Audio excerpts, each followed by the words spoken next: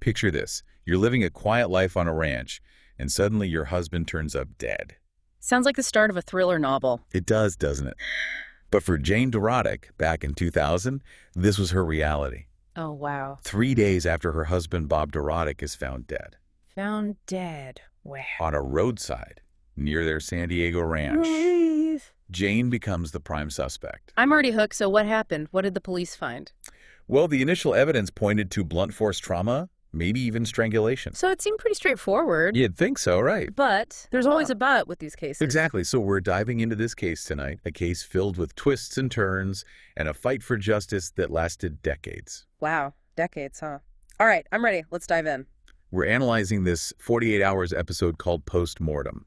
Okay, I've heard of that one. Yeah, it features interviews with the correspondent, Aaron Moriarty, who followed this case for over 20 years. Wow, 20 years is a long time. Yeah, it really shows his dedication to the truth. Mhm. And then they also interview the producer, Ruth Kennitz, Okay. and a legal consultant, Matt Troiano. So they've got all the angles covered. Right, so back to the case. Okay. Bob Dorotik, found dead on that roadside near their ranch. The evidence suggests blunt force trauma, maybe strangulation. So far, so good. A seemingly open and shut case, right? Not quite, Uh-oh. because just 3 days after they find Bob's body, Jane is arrested. What? They arrested her that quickly? Yeah, and she's charged with first-degree murder. Wow. And what was the prosecution's case? Did they have strong evidence against her?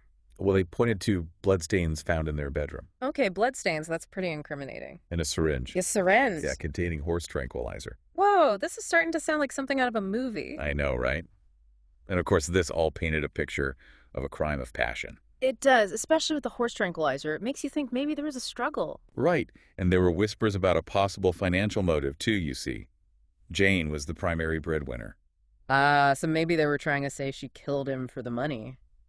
Now, put yourself in the shoes of Aaron Moriarty. The 48 Hours correspondent. Right, he's covering this case, expecting to encounter a defensive, closed-off suspect. That's usually how it goes, especially with such serious charges. Exactly, but Jane, she was completely different. Oh, really? How so? Open, willing to talk, even eager to cooperate. That's interesting. Wouldn't you be a little suspicious if someone acted like that? Absolutely, it definitely raises some red flags. Yeah, because if you were truly guilty of such a serious crime, wouldn't you be more likely to, I don't know, shut down, lawyer up, try to control the narrative? Exactly, it's almost counterintuitive. It is. It's like she's either completely innocent, Or, a brilliant manipulator. oh, now you're getting into the psychological thriller territory. Well, it happens, but remember that horse tranquilizer the prosecution made such a big deal about? It turns out they never found any trace of it in Bob's system. You're right, so already we have inconsistencies popping up. And this is just the beginning. It seems like they might have been so focused on this one theory. That Jane was a cold-blooded killer. Yeah, that they maybe overlooked other possibilities. Or even completely missed contradictory evidence. And that kind of tunnel vision, that can be dangerous, especially in investigations. Absolutely. But despite these doubts, the trial went ahead. And this is where it takes a really heartbreaking turn. Oh no, what happened? Jane's own sons, they testified against her. What? Her own sons? Yeah, claiming that their parents had a rocky marriage. Oh man, that's awful. Imagine being Jane, having your own children turn against you like that. It's a parent's worst nightmare, It is, and you have to think about the jury too. trying to make sense of it all. Yeah, you're sitting there listening to the victim's own children painting this picture of a strained relationship. It's a powerful narrative for sure. And it probably had a huge impact on their decision, even if it didn't directly prove anything about the murder itself. Absolutely no. On the other hand, there's Jane's daughter, Claire, who is completely convinced of her mother's innocence. So she believed in her mother. Firmly, but she didn't testify at the trial. Why not? Well, this is where things get even more complicated because Jane's defense attorney Oh boy. tried to imply that Claire was actually the real killer. Whoa, that's a bold move. Right. Ethically, it's questionable. To say the least, and strategically, it was a gamble that completely backfired. Because there was no evidence to support that claim, And it probably just confused the jury even more. adding fuel to an already blazing fire. This case is a tangled web, for sure. And it shows how crucial a strong defense really is. Because when the defense is making questionable claims like that, and the prosecution has even if it's potentially flawed, compelling narrative, It makes the jury's job almost impossible. And sadly, in this case, the jury couldn't see past that prosecution's narrative. Jane was found guilty and sentenced to 25 years to life. 25 years to life? That's a long time, especially for a crime you didn't commit. It's a chilling thought, being ripped away from your life, your family, your freedom for something you didn't do. It's the ultimate nightmare, but here's where Jane's story takes a turn, and it shows the power of resilience, of never giving up hope. And we'll delve into that right after this. So we left off with Jane facing a life sentence, but her story takes a turn, you know? Imagine this. You're wrongly convicted, you're behind bars, you're facing this mountain of legal hurdles. What do? Yeah, most people would just give up hope, wouldn't they, after everything she had already been through. It'd be understandable. But not Jane. She seems like a real fighter. Oh, she is. She becomes her own advocate. Wow, how does she even do that from prison? She tirelessly files motions and appeals, learning to navigate the legal system from a prison cell. That's amazing. Talk about David versus Goliath. It really is. It shows you how strong her will was and also how broken the system can be, that someone has to go to such lengths just to get a fair hearing. It's incredible. It's inspiring. And after years of fighting, in 2015, a judge finally grants her request for DNA testing. DNA testing on what? On key evidence that was never examined during her original trial. Like what kind of evidence? The rope that was found around Bob's neck, his fingernail clippings, and his clothing. Okay.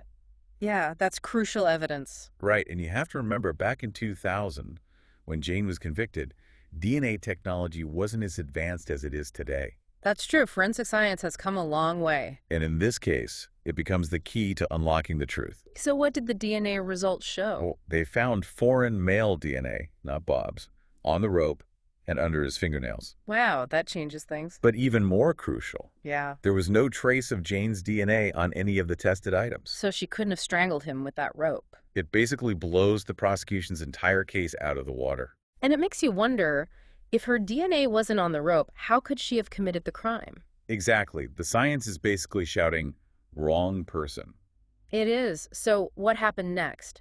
Did they release her? Well, hold on. It gets even worse for the prosecution. What could be worse than realizing they convicted the wrong person? A photo surfaces showing an investigator at the crime scene handling evidence with his bare hands. Ugh, talk about a rookie mistake. It's a major red flag, right? That kind of mishandling of evidence. It introduces the possibility of contamination, which can throw off the entire It investigation. makes you question the integrity of the whole investigation. For sure. What else could they have mishandled? What other evidence might have been overlooked or misinterpreted? We don't know, but it definitely casts a shadow of doubt over everything. So what did Jane's legal team do with this new information? Well, armed with the DNA evidence and concerns about the investigation, they presented their findings, and here's where we see a glimmer of hope in the system. Oh, tell me there's some good news. The state itself actually requests that Jane's conviction be overturned.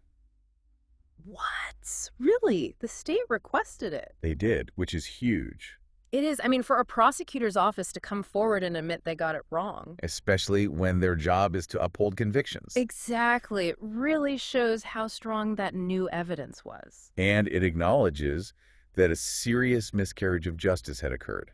So you'd think that would be the end of it, right? Justice served, freedom restored. You would think so, but there's another twist coming.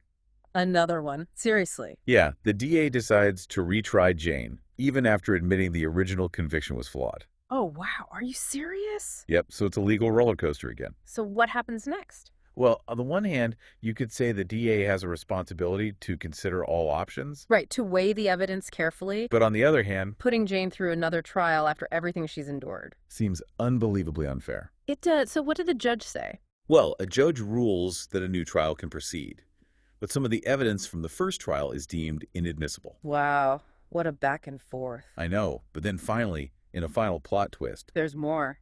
the prosecution reevaluates the evidence, and realizing the challenges of a new trial, they conclude they don't have enough to prove their case beyond a reasonable doubt. It's unbelievable. Talk about a nail-biter, right? But in the end, they finally did the right thing, Yeah, they did. They requested the charges be dismissed. and Jane's case was finally closed. Wow, what a victory. But It's- it makes you think, what if she hadn't been so persistent? What if she'd given up?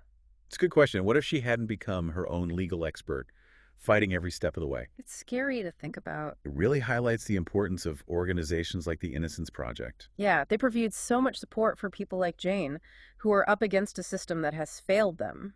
They provide the resources and the expertise that people need to fight for their freedom. It's a reminder that we can't just assume the justice system always gets it right. Absolutely. We have to be vigilant, and we have to keep fighting for those who have been wrongly convicted. We do, and Jane's story isn't just about the legal battle and the wrongful conviction. It's about the human cost. Yeah, the toll that 2 decades of wrongful imprisonment takes on a person. Lost time, the fractured relationship. Emotional scars. It's unimaginable. It's a sobering thought. And, wrongful convictions, they don't just impact the individual. Right, it ripples outward. Affecting families, communities, and society as a whole. It's a tragedy, and even after exoneration. There's that long and arduous process of rebuilding your life. Trying to pick up the pieces after everything has been shattered. It's hard to fathom what Jane went through. It is, but it's amazing. What's that? She turned her experience into something positive. She did. She's incredible. She dedicated her time to helping other wrongfully convicted women. Both while they're incarcerated and after they're released. Talk about strength and resilience, turning tragedy into triumph. It's truly inspiring. It is, but it also leaves us with some unanswered questions. Right. Bob Dorotik's murder is still unsolved. Yeah, and the 48 Hours episode doesn't really explore any alternative theories. Or potential suspects. It's a reminder that even when justice is served in one sense, there's still a sense of incompleteness. And a family that's still grieving a loss, and a killer who might still be out there. It's unsettling, for sure. It is. But if there's one thing we can learn from Jane's story... What's that? It's the importance of never giving up hope. Yeah, never stop seeking the truth. And demanding accountability from our justice system. Absolutely. Jane's case is a powerful reminder that the fight for justice is never truly over. It's a call to action, to question assumptions. To scrutinize the evidence. And to fight for what's right, even when the odds seem impossible. That's a great message to end on. So we encourage all of you to watch this 48 Hours episode for yourselves and delve deeper into this really complex case. And if you're as fascinated by true crime and the intricacies of the justice system as we are, be sure to subscribe to The Deep Dive for more captivating stories and thought-provoking discussions. We'll be back next week with another deep dive into a topic that's sure to keep you on the edge of your seats. Until then, stay curious, stay informed, and keep those critical thinking caps on.